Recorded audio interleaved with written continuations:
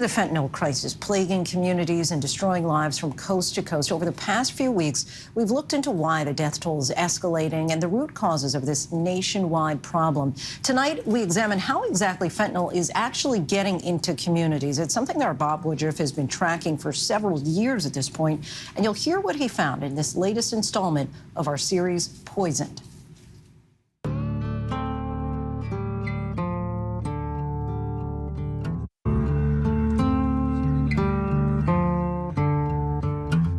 To understand exactly where and how fentanyl is being distributed around the U.S., we start here, just south of San Diego, at the busiest land border crossing in all of North America. U.S. Customs and Border Protection agents search thousands of vehicles here every single day. Okay, come on. For the past few decades, the bulk of the drugs seized here have been meth, cocaine, heroin. It seems it's going to be meth. But the newest and most dangerous drug coming over the border is fentanyl. I've been doing this for almost 10 years now, and at one time we would never find fentanyl. Now we're catching it all the time. If the smugglers do make it through, dealers can distribute fentanyl all over the U.S. Our first stop, Riverside, California, just 2 hours from that border crossing in suburbia. In 2016, there were 2 fentanyl-related deaths in the county. This year, they expect to see between 500 and 600. Everything that we're getting is being smuggled across the southern border. We're a major thoroughfare with the 10 freeway and the 15 freeway, and it funnels into our county. It's the ingenious ways that they go about disguising the drugs in vehicles so they can't be caught. Any of these compartments can be hollowed out and made to transport narcotics. Just my agency has seized enough fentanyl to kill the entire country. The bulk of that fentanyl is coming in counterfeit pills. These are individual pills, which we call M30. M30 is now predominantly known as a fentanyl pill. These counterfeit pills often end up in the hands of young adults in this county, even kids. Most of the people that you see had no idea there was fentanyl in it. The majority of what we're seeing, especially in kids, they don't know they're taking a fentanyl. They think they're experimenting with other drugs, but it is nothing but binder and fentanyl. There has been days where we'll have 6, 7, 8, 9, 10, as many as 11 deaths in just a 24-hour period, just in our county. If you had 11 deaths in a single day involving gun violence or gang violence or anything else, wouldn't everybody be screaming? Why aren't we screaming? America is being poisoned with fentanyl, and we don't even know it. From here, we continued north, over 1,000 miles away.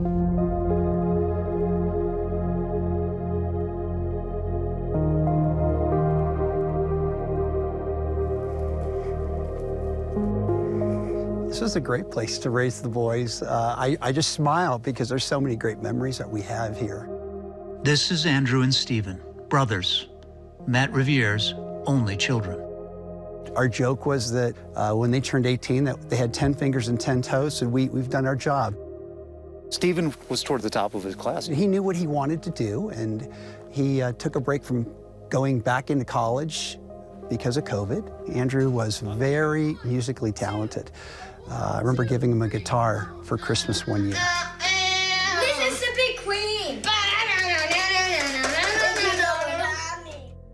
Like so many, these brothers struggled during the pandemic, away from their friends. Their parents had recently filed for divorce. There'd been some trauma in our family, and they were trying to figure this whole COVID thing out. They were just trying to navigate, but they were stumbling. So where were you exactly when you got the news? I was in my bedroom, and it was about 2 a.m., and I had that terrible knock on the door, and I just heard my wife screaming that it was about the boys.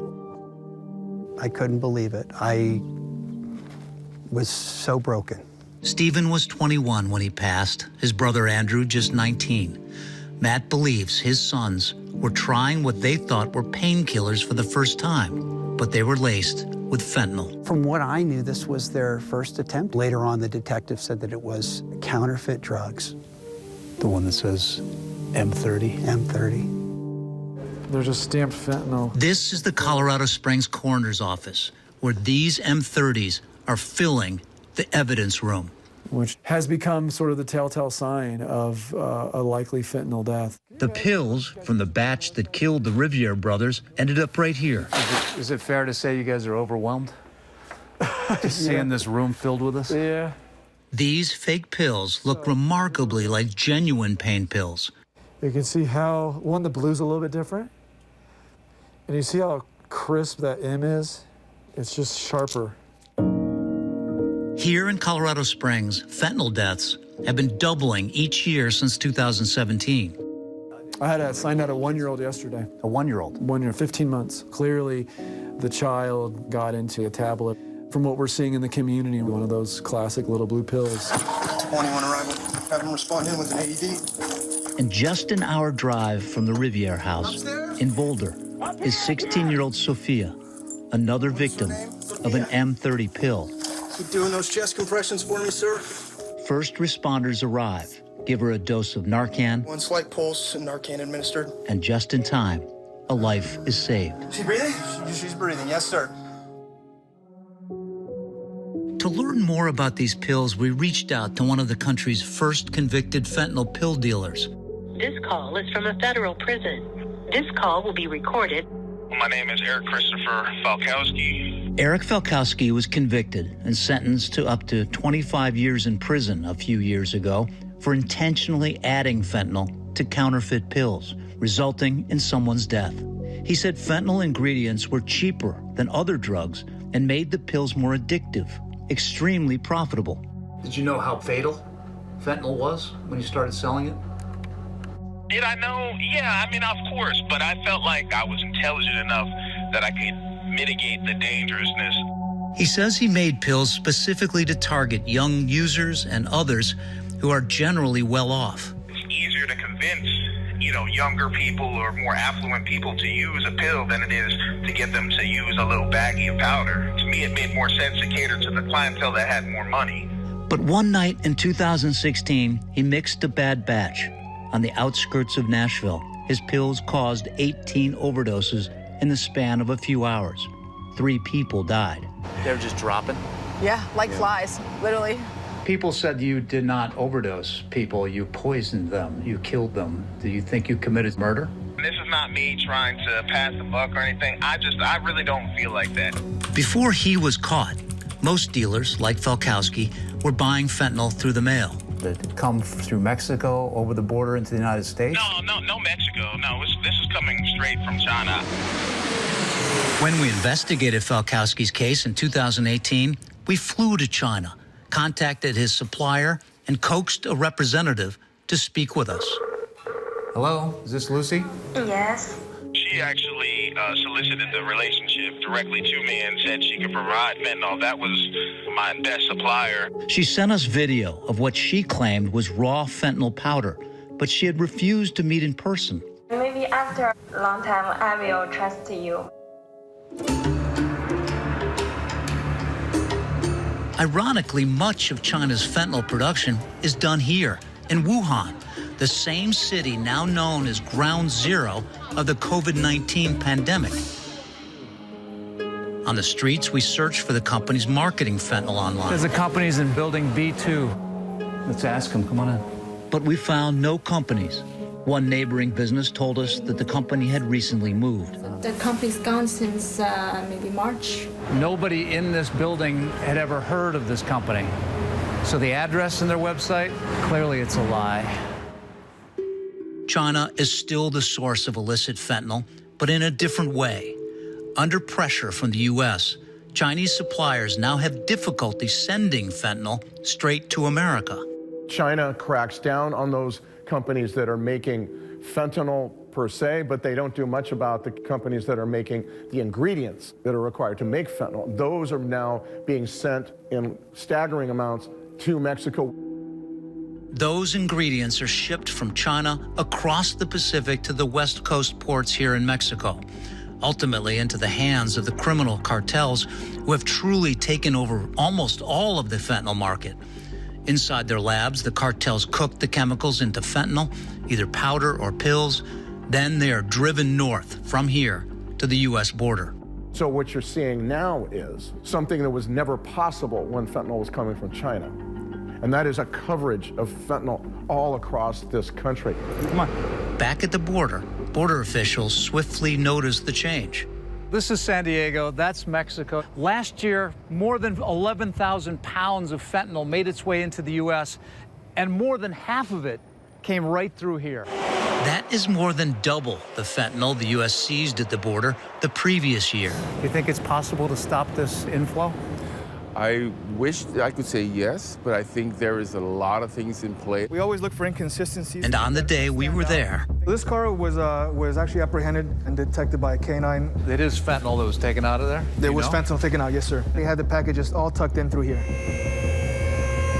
An older car shouldn't have fresh screws just bolted on. So you know they're inside there might be more fentanyl. We don't know yet. instead of more fentanyl, they say they found nearly 82 pounds of meth. All in all, just over 2 pounds of fentanyl was found in this car. But because fentanyl is so potent, just this 2-pound brick of fentanyl could kill far more people than all of this meth. It's a growing crisis, ignited by supply and demand, addiction or greed, with a fatal drug now reaching every corner of the country. Did it seem different than other drugs when you first heard about it? Because it was striking young kids? It did. It was that whole stigma of overdose. All of a sudden, it was high school athletes, and it was 4.0 involved in band. Race didn't matter. It was everything imaginable. There was nothing you could pin it down to. But among the dealers, at least the one we spoke with, there seems to be little remorse. You were adding fentanyl to like Xanax and ecstasy. Were you ever afraid that kids could die of this? To be honest, I know that's my folly, but I never really thought about that. I'm just being honest. Each day I wake up and I see those urns. Sometimes I literally shake my head and I just can't believe it. I'm Andrew Riviere, the guitar player, and this is Stephen Riviere, the singer. I think this didn't happen. They're gonna say, "Hey, Pop," which they used to say, my youngest would say, "Hey, Pop, how you doing?" And I just want to hear that. Hi everyone, George Stephanopoulos here. Thanks for checking out the ABC News YouTube channel. If you'd like to get more videos, show highlights, and watch live event coverage, click on the right over here to subscribe to our channel, and don't forget to download the ABC News app for breaking news alerts. Thanks for watching.